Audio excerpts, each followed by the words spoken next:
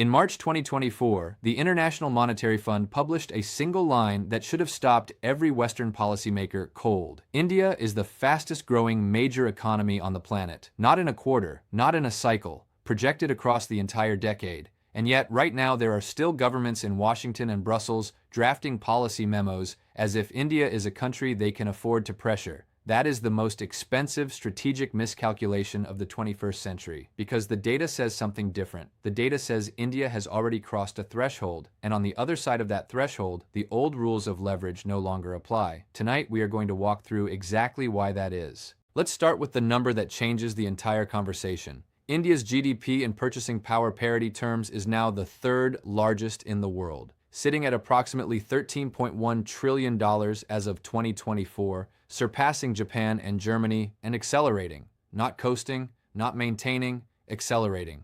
The IMF's 2025 World Economic Outlook projects India to contribute more to global growth than any other single nation over the next 5 years. Not China, not the United States, India.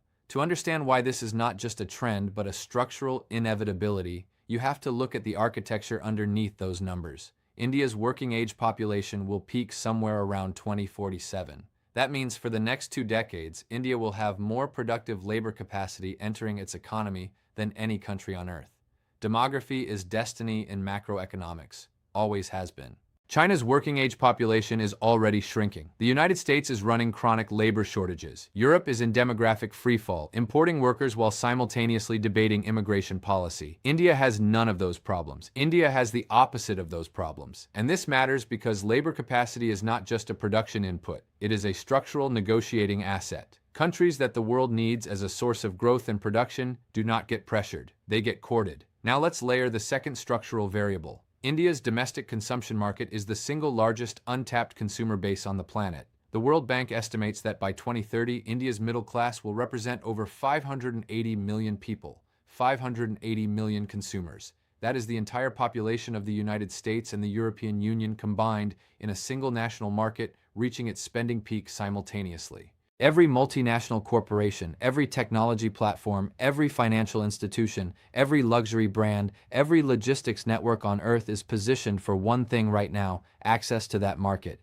You do not pressure a country that holds the key to the most valuable consumer corridor of the next 30 years. You negotiate, you accommodate, you seek alignment. This is the first layer of why India is structurally too dangerous to pressure. The asymmetry of need has inverted. The world needs India more than India needs any single partner. And this brings us to a doctrine that India has been quietly building for decades and now executes with surgical precision: strategic autonomy. Strategic autonomy is not isolationism. It is not neutrality. It is the calculated refusal to be captured by any single alliance bloc so that India retains maximum leverage in every negotiation simultaneously. Under Prime Minister Modi's administration, India has operationalized this doctrine at a level that has made geopolitical analysts in Washington, Beijing, and Brussels genuinely uncomfortable.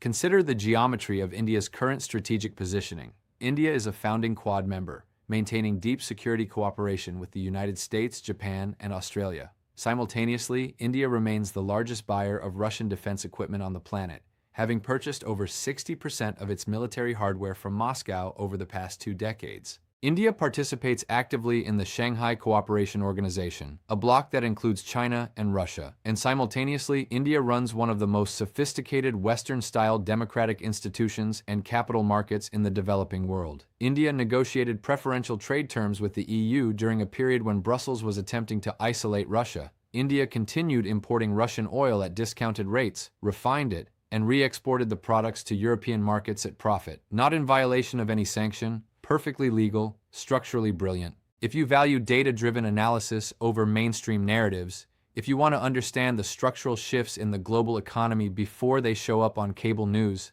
then this channel is built for you. Subscribe now and join our community of strategic thinkers, because the next video in this series covers the specific financial architecture India is building to replace dollar-denominated trade corridors, and you do not want to miss that. Hit subscribe, hit the bell, and let's continue. When the G7 attempted to implement a price cap on Russian oil in December 2022, India's response was not defiance. It was something more sophisticated than defiance. India quietly became the world's largest re-exporter of Russian crude derivatives within 6 months, earning billions in arbitrage while every Western government was congratulating itself on the effectiveness of its sanction regime. That is not just opportunism, that is macroeconomic statecraft at the highest level. The lesson the world is still processing is this: India does not need to choose sides. India has constructed its strategic architecture specifically so that it never has to choose sides. And any power that attempts to force that choice will find that it has accelerated its own irrelevance, not India's. To understand why this is a turning point, we have to look at the data they missed. The data point that Washington missed for 30 years is that India's non-alignment is not a temporary posture pending Western integration. It is the permanent doctrine of an emerging pole in a multipolar world. And multipolar worlds do not have pressure hierarchies. They have negotiating tables. India does not sit at that table as a guest. India built the table. Let's move to the industrial layer, because this is where the second-order effects become impossible to ignore. For decades, the global narrative on manufacturing was binary. You either made it in China or you made it in an advanced Western economy. That binary is over. The China Plus One strategy, adopted by virtually every major multinational following the supply chain disruptions of 2020 and the geopolitical escalations of 2022, has a de facto answer: India. Apple now manufactures approximately 14% of global iPhone production in India, with a stated target of 25% by 2027. That is not a test run. That is a structural supply chain commitment. Samsung, Foxconn, Wistron, Pegatron. Every major contract manufacturer with a Western client base is now scaling Indian capacity on a timeline that cannot be reversed. And the production-linked incentive scheme, India's strategic industrial policy instrument, is accelerating that transition with approximately $26 billion in targeted incentives across 14 critical manufacturing sectors: semiconductors, pharmaceuticals, textiles, defense components, specialty chemicals, electronics. India is not trying to become the world's factory. India is trying to become the world's most indispensable manufacturer across every sector where the world cannot afford a supply chain failure. There is a difference. And it is a difference that changes the entire leverage calculation. When China controlled manufacturing across all of these sectors simultaneously, any country that threatened Chinese interests was threatening its own supply chain. That leverage was absolute. India is replicating that architecture sector by sector with one modification. India is doing it inside the institutional framework of a democracy, a functioning legal system, and a set of alliances with every major consuming economy on Earth. That means the political cost of pressuring India is not just economic, it is also institutional. You are not just threatening a trade relationship, you are threatening an ally, a democratic partner, a nation whose cooperation you need for technology governance, climate commitments, digital regulation, and security architecture across the Indo-Pacific. The cost of pressure has become prohibitive, and the world is beginning to internalize that. This isn't just a trend, it's a permanent shift in the global order. And nowhere is that more visible than in India's systematic effort to reduce the structural dependence on dollar-denominated trade that has historically been the primary mechanism through which Western governments exercise financial coercion. Let's be precise about what that means. For 70 years, the dollar's reserve currency status gave the United States what French Finance Minister Valéry Giscard d'Estaing famously called an exorbitant privilege. American policymakers could impose financial pressure on any country that conducted significant trade in dollars, because cutting off dollar access meant cutting off the global economy. India's response to that structural vulnerability has been methodical and largely unreported in Western financial media. The Reserve Bank of India has signed bilateral local currency settlement agreements with over 18 countries as of early 2025. That means India can now conduct trade with Russia, the UAE, Malaysia, Sri Lanka, Bangladesh, and multiple other economies entirely in rupees and local currencies, bypassing the dollar clearing system entirely. The India-UAE Comprehensive Economic Partnership Agreement signed in 2022 established a framework for rupee-dirham trade that has already processed billions in bilateral commerce outside of dollar intermediation. India's UPI payments infrastructure, the Unified Payments Interface, is now operational in Singapore, France, the UAE, Sri Lanka, and Bhutan, with expansion agreements in negotiation across Southeast Asia and Africa. UPI processes over 15 billion transactions per month domestically. When that infrastructure scales internationally, India will own the payment rails for trade across the global south. Payment infrastructure is geopolitical infrastructure. Whoever controls how money moves controls the terms of engagement. The United States has understood this for decades. India is now executing on the same understanding.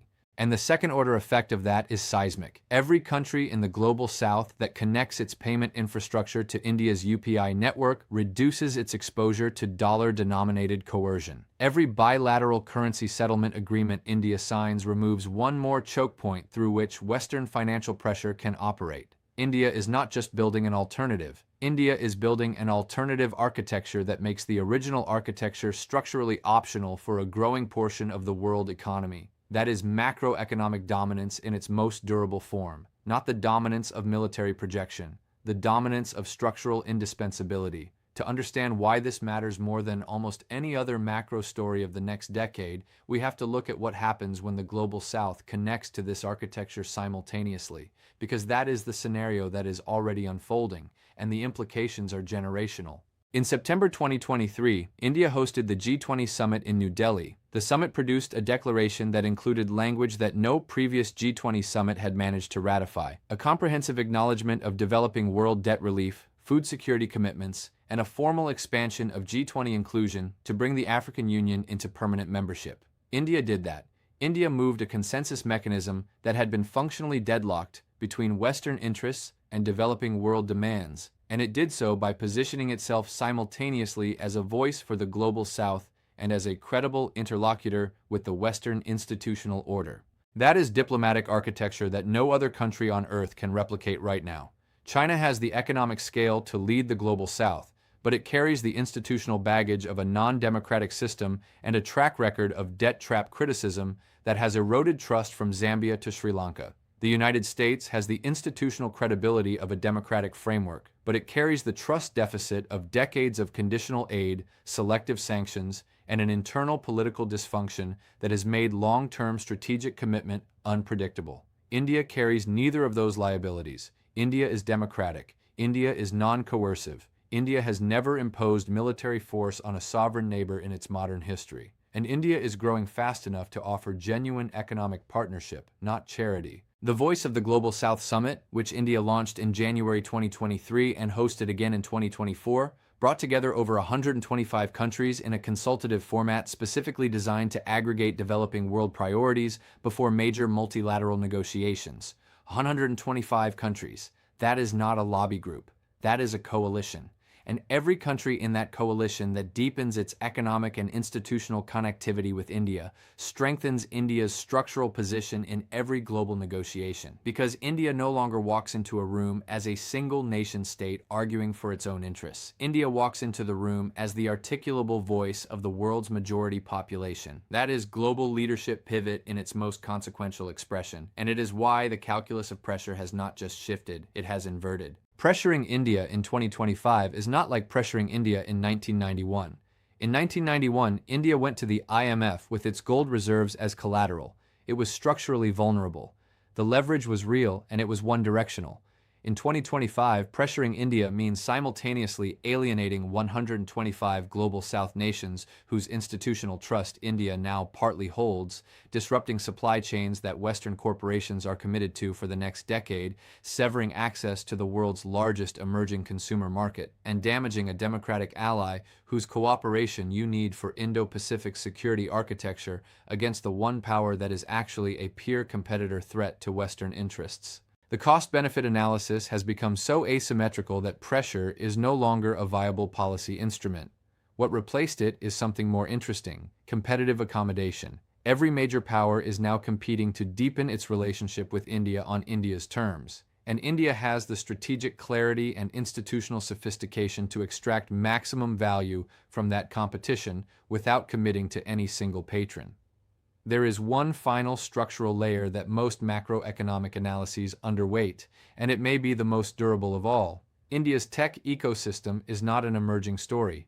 It is an arrived reality. India produces approximately 1.5 million engineering graduates per year. The United States produces approximately 600,000. The gap is not closing, it is widening. Bangalore is the third largest technology startup ecosystem in the world by venture capital deployment. Hyderabad and Pune are scaling rapidly behind it. India's domestic startup ecosystem generated over 110 unicorns as of 2024, the third highest concentration globally after the United States and China. But the more significant data point is not the domestic tech economy. It is the diaspora multiplier. Indian origin executives hold the chief executive position at Microsoft, Google, IBM, Adobe, Palo Alto Networks, and dozens of other technology and financial institutions. Indian origin professionals represent approximately 10% of all American doctors, engineers, and technology workers, while comprising less than 1.5% of the American population. That is not coincidence. That is structural human capital concentration at the highest levels of the institutions that govern the world's most consequential technology decisions.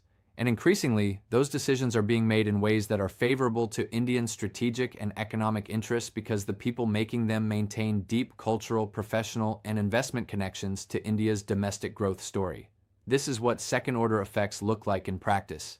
India's rise is not just a GDP story, it is an institutional penetration story. The country is building influence inside the decision-making architecture of the institutions that matter, simultaneously from the outside through diplomatic leadership and from the inside through diaspora positioning. No country in the world is executing that dual strategy with India's current scale and coherence. So let's come back to the original question. Why is India suddenly too dangerous to pressure? Because every traditional instrument of coercive statecraft has been structurally degraded against India's current position. Financial sanctions? India has built alternative settlement architecture specifically to limit exposure to dollar-denominated coercion. Trade pressure? India is the supply chain partner that Western corporations cannot afford to lose. The corporate lobby against trade pressure on India is now more powerful than the policy lobby for it. Diplomatic isolation? India holds the institutional trust of 125 developing nations and is the only democratic power with the credibility to bridge the global south and the Western institutional order simultaneously. Military posturing? India is a nuclear power with the world's fourth largest defense budget, growing at 13% annually, and a defense indigenization program that is replacing import dependence with domestic production across every weapons category. Narrative pressure? India has a diaspora embedded in the Western media, technology, and policy apparatus at sufficient depth to neutralize any coordinated narrative campaign before it achieves institutional momentum. The levers are broken, not because India dismantled them, because India outgrew them. And that is the structural distinction that separates this moment from every previous inflection point in India's modern history. India did not defeat the pressure architecture. India became too large, too indispensable, too internally coherent, and too globally connected for that architecture to generate the leverage it requires to function. When a country becomes too big to sanction, too important to isolate, too connected to destabilize, and too democratic to delegitimize, you have reached the threshold of macroeconomic dominance. India crossed that threshold quietly, methodically, and largely without ceremony, and the world is still catching up to what that means. The global economic order that structured the last 70 years was built on a specific hierarchy of power, a hierarchy of financial architecture, military projection, institutional control, and narrative dominance. That hierarchy is not collapsing. It is being supplemented by a parallel architecture, and the country building that parallel architecture most systematically, most intelligently, and most durably is India. The question for every strategic thinker, every investor, every entrepreneur, every policymaker watching this report is not whether this shift is happening. The data has answered that question. The question is, where do you position yourself in the new architecture before it becomes the only architecture that matters? How are you preparing for a global economy where India dictates supply chain terms, controls the payment rails of the global south, holds the demographic leverage of the world's largest consumer market, and operates with the strategic autonomy of a power that no single bloc can capture? That is the question I want you to sit with this week. And if you want the next layer of this analysis, the specific financial roadmap India is executing to make the rupee a global reserve currency alternative, the infrastructure corridors it is building to replace Western-dominated trade routes, and the technology architecture that will make India's digital economy a global standard, that report drops next. Subscribe. Stay ahead. This has been the Strategic Intelligence Report. The shift is already underway. The only question is whether you see it in time.